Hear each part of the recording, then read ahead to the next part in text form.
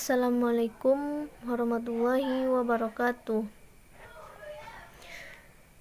Baiklah, kami dari kelompok 8 bimbingan dan konseling yang beranggotakan yang pertama yaitu Aulia Fitri Ningsih, yang kedua saya sendiri Daswi Fani Fadila Surya, yang ketiga Debbie Oktaviani Ananda, dan yang keempat Frankie Chandra Kusuma. Baiklah, di sini kami akan membahas tentang kegiatan pendukung bimbingan dan konseling. Yang materi yang pertama akan saya sampaikan yaitu aplikasi instrumentasi, di mana pengertian aplikasi instrumentasi ini adalah upaya pengungkapan melalui pengukuran dengan memakai alat ukur atau instrumen tertentu, di mana aplikasi instrumentasi bimbingan dan konseling juga merupakan kegiatan pendukung bimbingan konseling untuk mengumpulkan data dan keterangan klien, di mana tujuannya yaitu diperolehnya data hasil pengukuran terhadap kondisi klien, dan data ini kemudian digunakan sebagai bahan pertimbangannya untuk penyelenggaraan layanan konseling, di mana terdapat juga komponen, instrumen, dan responden dan pengguna. Baiklah, materi selanjutnya akan disampaikan oleh rekan saya. Baiklah, materi selanjutnya yaitu himpunan data. Yang pertama, pengertian himpunan data adalah kegiatan untuk menghimpun seluruh data dan keterangan yang relevan dengan keperluan pengembangan peserta didik. Yang kedua, komponen himpunan data.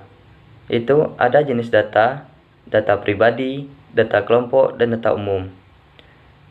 Yang selanjutnya, bentuk himpunan data. Yang pertama, buku data pribadi. Yang kedua, himpunan lembaran dengan format khusus. Yang ketiga, kumpulan data kelompok dan laporan kegiatan. Yang keempat, program komputer. Yang kelima, ada kumpulan data umum. Selanjutnya, penyelenggaraan himpunan data. Yaitu, konselor sebagai penyelenggara himpunan data memiliki 3 fungsi. Yang pertama, menghimpun data. Yang kedua, mengembangkan data. Yang keempat, menggunakan data. Yang selanjutnya yaitu teknik himpunan data. Yang pertama ada aplikasi instrumentasi. Yang kedua, penyusunan dan penyimpanan data. Yang ketiga, penggunaan perangkat komputer.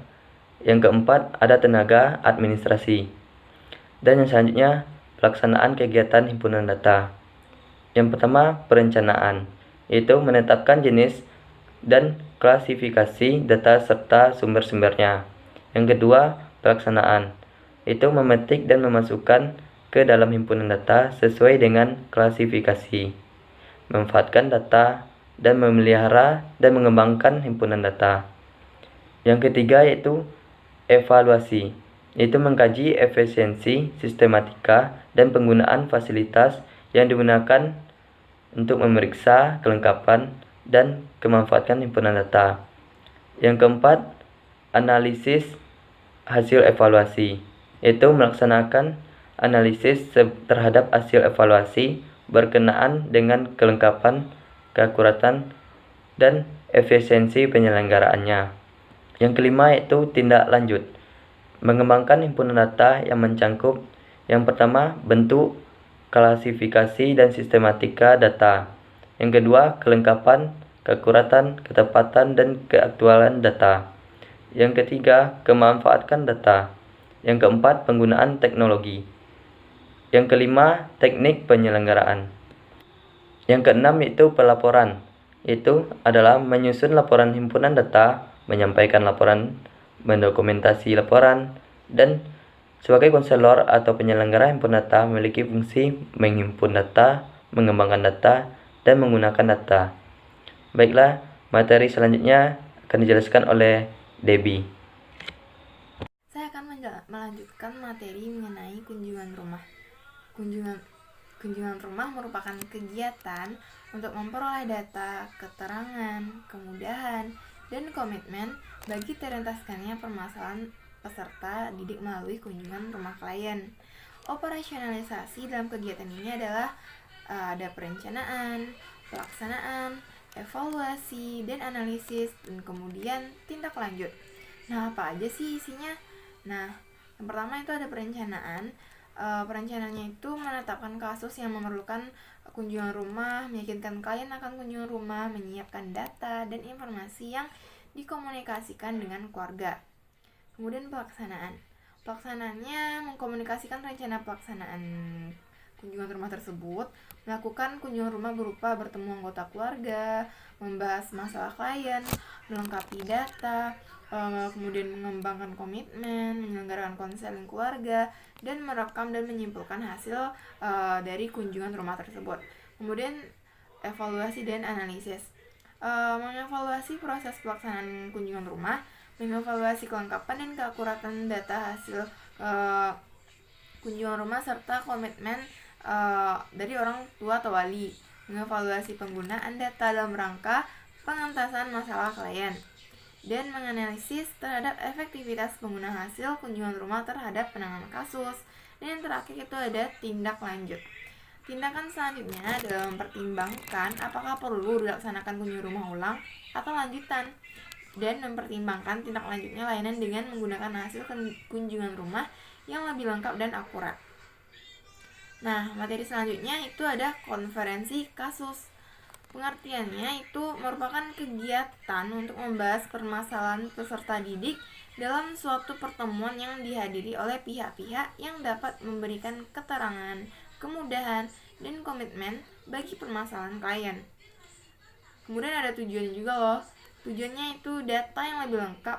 Tujuannya adalah membuat data yang lebih lengkap dan akurat berkenaan dengan masalah klien serta digalangnya komitmen keluarga dalam penyelesaian masalah. Kemudian komponennya berupa kasus, keluarga, konselor, kemudian ada juga teknik, format lapangan dan politik, materi, peran klien, kegiatan, dan undangan terhadap keluarga. Nah, komponennya tadi kita bahas, itu paling pertama ada kasus. Kasus diidentifikasi terlebih dahulu dan dianalisis perlu tidak diadakannya kunjungan rumah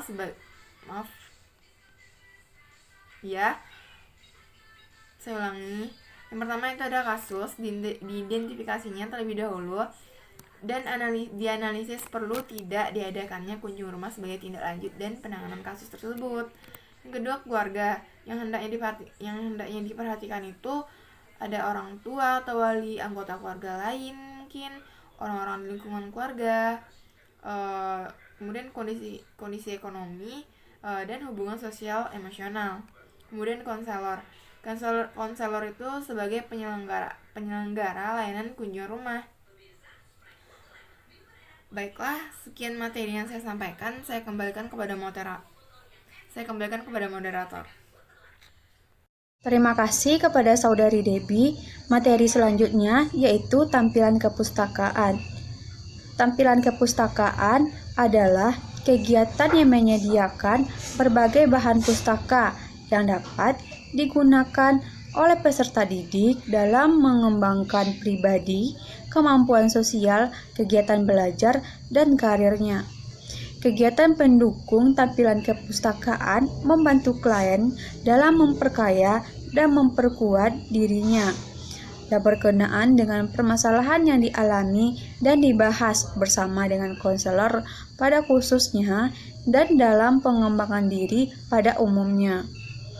Pemanfaatan tampilan kepustakaan diarahkan oleh konselor dalam rangka pelaksanaan pelayanan dan atau klien secara mandiri mengunjungi perpustakaan untuk mencari dan memanfaatkan sendiri bahan-bahan yang ada di perpustakaan untuk sesuai dengan keperluannya. Tampilan kepustakaan merupakan kondisi yang sangat memungkinkan klien dalam memperkuat dan memperkaya diri dengan dan tanpa bantuan dari konselor. Terlebih-lebih pada tahap pasca konseling, individu bersangkutan dapat terus-menerus mengembangkan diri melalui tampilan kepustakaan ini. Materi selanjutnya yaitu alih tangan kasus. merupakan kegiatan untuk memperoleh penanganan yang lebih tepat dan tuntas terhadap permasalahan yang dihadapi oleh kliennya, dengan memindahkan penanganan kasus dari pihak yang lebih kompeten seperti guru mata pelajaran atau konselor, dokter, dan ahli lainnya, dengan tujuan agar peserta didik dapat memperoleh penanganan yang lebih tepat dan tuntas atas permasalahan yang dihadapi melalui pihak yang lebih kompeten. Fungsi dari kegiatan ini yaitu pengetasan. Kegiatan ini memerlukan kerjasama yang erat dan mantap antara berbagai pihak untuk memberikan bantuan atas penanganan masalah tersebut. Sebelum di ATK, maka konselor hendaknya memperhatikan keadaan dan normalitas dari klien dan substansi masalah klien. Yang harus dipertimbangkan adalah masalah yang ada bukan wewenang dari konselor. Konselor hanya melakukan kontak awal dengan ahli lain melalui cara yang cepat dan tepat.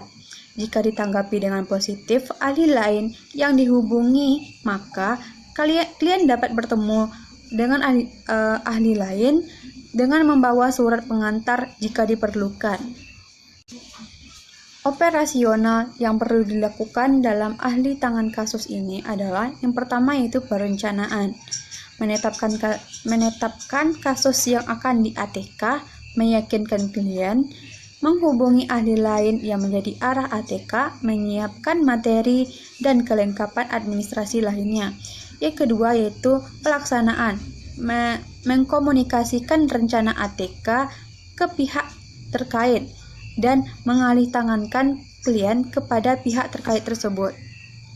Yang ketiga yaitu evaluasi dan analisis, membahas hasil ATK melalui klien, laporan dari ahli lain, dan analisis hasil ATK, kemudian mengkaji hasil ATK terhadap pengetasan masalah klien, serta melakukan analisis terhadap efektivitas ATK terhadap pengesahan masalah klien secara menyeluruh.